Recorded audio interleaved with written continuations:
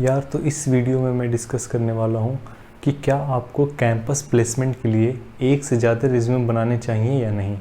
तो बहुत सारे लोग होते हैं जो कि बस एक ही रिज्यूमे बना के रखते हैं कैंपस प्लेसमेंट के लिए, और ये क्यों एक बहुत ही अच्छी आदत नहीं है। आपको मोर देन वन रिज्यूमे रखने चाहिए और इसके पीछे क्या रीज़न है मैं इस वीडियो में पूरा बताऊँगा।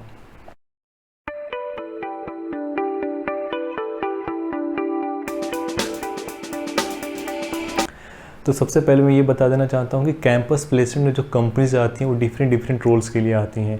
हो सकता है कि कोई कंपनी डेटा साइंस के लिए आ रही है, कोई कंपनी डेटा एनालिस्ट के लिए, कोई कंपनी डेटा साइंस कंसल्टेंट के लिए आ रही हो, कोई कंपनी हो सकता है कि सॉफ्टवेयर डेवलपमेंट के लिए आ रही हो जिसमें डेटा साइंस इन्वॉल्व हो या फिर मशीन लर्निंग इन्वॉल्व हो। तो आपको इसके लिए डिफरेंट स्किल सेट की ज़रूरत होती है। आप एक ऐसा रेज्यूमे नहीं बना सकते जिसमें आपको सारे पॉइंट, सारे प्रोजेक्ट्स या फिर सारे स्किल्स रख सकते हो। जो कंपनीज आती हैं वो डिफरेंट स्किल्स के लिए आती हैं। तो जैसे कि मैं बताता हूँ कि आपके पास पहले ऐसा एक रिज्यूमे होना चाहिए जिसमें अगर आप डेटा साइंस के लिए बैठ रहे हो तो उसमें डेटा साइंस ओरिएंटेड पॉइंट्स होने चाहिए। मेरा कहने का मतलब ये है कि जैसे कि मैं जब रिज्यूमे बना रहा था तो मेरा जो इंटरेस्ट था, मैंने बीएससी में वेब डेवलपमेंट में भी काम किया था और मुझे प्रोग्रामिंग बहुत अच्छे से आती थी। तो मुझे ऐसा था कि अगर कोई कंपनी सॉफ्टवेयर प्रोफाइल भी ऑफर करे तो मैं उसके लिए अप्लाई करूँगा। जैसे मैंने अमेज़ॉन में भी टेस्ट दिया था और ऑलमोस्ट टेस्ट क्लियर भी हुआ था। इसका मतलब है कि आपको डिफरेंट रिज्यूमे रखने पड़ते हैं, क्योंकि अमेज़न का जो प्रोफाइल था वो सॉफ्टवेयर डेवलपर का था। तो वहाँ पे अगर मैं अपने डेटा साइंस प्रोफाइल से डेटा साइंस वाले रिज्यूमे से अप्लाई करता तो वहाँ पे वो चीज़ वैलिड नहीं होती। तो इसके लिए ज़रूरी है कि आपके पास डिफरेंट रिज्यूमे होना चाहिए।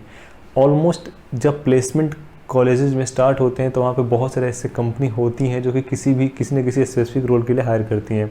जैसे एट द एंड ऐसा हो गया था कि बहुत सारी कंपनी नेचुरल लैंग्वेज प्रोसेसिंग के लिए आई थी। Miko.ai करके कंपनी वो नेचुरल लैंग्वेज प्रोसेसिंग के लिए आई थी, और भी बहुत सारी कंपनीज आई थी। आयरा मैट्रिक्स आई थी, कंप्यूटर विजन के लिए आई थी। तो इस तरह से बहुत सारे ऐसे कंपनीज होती हैं जो कि डिफरेंट स्किल्स या डिफरेंट रोल्स के लिए आती हैं, जो कि डिवाइडेड होता है कंप्यूटर साइंस या फिर आईटी फील्ड में। गोलोरी करके कंपनी थी जो कि ऑपरेशन रिसर्च या फिर वेब डेवलपमेंट के लिए आई थी। तो इसके लिए आपको डिफरेंट रिज्यूमे प्रिपेयर होने चाहिए। हो सकता है किसी कंपनी का डिमांड 1 पेज रिज्यूमे हो, किसी कंपनी का डिमांड 2 पेज रिज्यूमे हो। तो अगर आप इसके लिए पहले से प्रिपेयर नहीं होंगे तो आप उस time at the end moment पे ऐसे रेज्यूमे नहीं बना पाएंगे। बहुत सारे कॉलेजेस ऐसे होते हैं, जैसे कि आईआईटी बॉम्बे को ही ले लीजिए। यहाँ पे ऐसा है कि आपको प्लेसमेंट्स के 1-2 महीने पहले ही वो सारे रेज्यूमे सबमिट करने होते हैं, सारे पॉइंट्स वेरीफाई होते हैं, और आप एट द एंड मोमेंट पे रेज्यूमे को चेंज नहीं कर सकते। आपने जो रेज्यूमे सबमिट किए थे, अगर लेट्स से आपने 2 ही रेज्यूमे सबमिट किए थे, तो आपको किसी भी कंपनी में अप्लाई करते इस टाइम उसी 2 रेज्यूमे में से किसी न किसी को चुनना है। ऐसा नहीं है कि आप उस टाइम किसी और रेज्यूमे या फिर कोई और ऐसा रेज्यूमे बना के ला रहे हैं जो कि आपको लग रहा है कि नहीं मुझे ऐसा एक रेज्यूमे बनाना चाहिए, तो वो आप ऐसा नहीं कर सकते। तो इसके लिए आपको पहले से प्रिपेयर्ड होकर रहना होगा।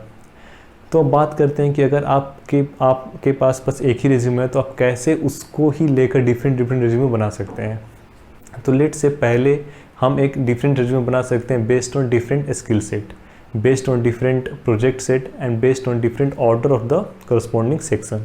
तो based on different skill set के बारे में बात करते हैं। तो लेट से आपके पास वेब डेवलपमेंट की भी स्किल है, आपके पास डेटा एनालिस्ट, डेटा साइंस की भी स्किल्स है, तो आप इसको 2 सेपरेट रिज्यूमे में रख सकते हैं।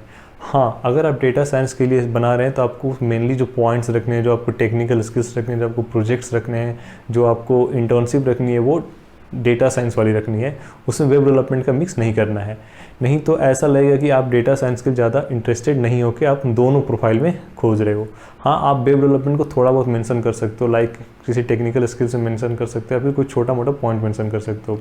जब आप वेब डेवलपमेंट के रिज्यूमे बना रहे हो तो आपको होना चाहिए कि आपको मेजर पॉइंट्स, मेजर जो प्रोजेक्ट्स हैं, मेजर जो फोकस है, जो पॉइंट ऑफ अट्रैक्शन है, वो वेब डेवलपमेंट का होना चाहिए।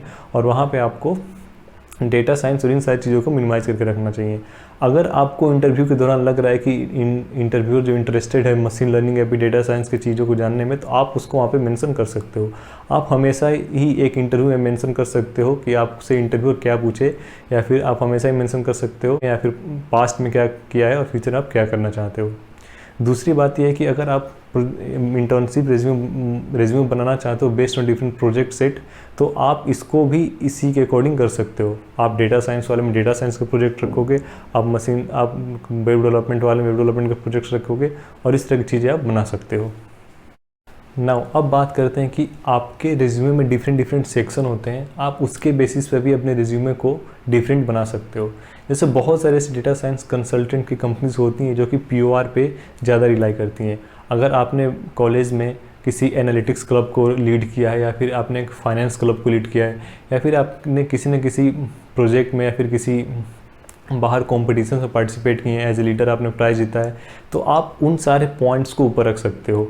तो ये है कि आप किसी भी रेज्यूमे को बेटर बना सकते हो, डिफरेंट बना सकते हो बेस्ड ऑन द सेक्शन।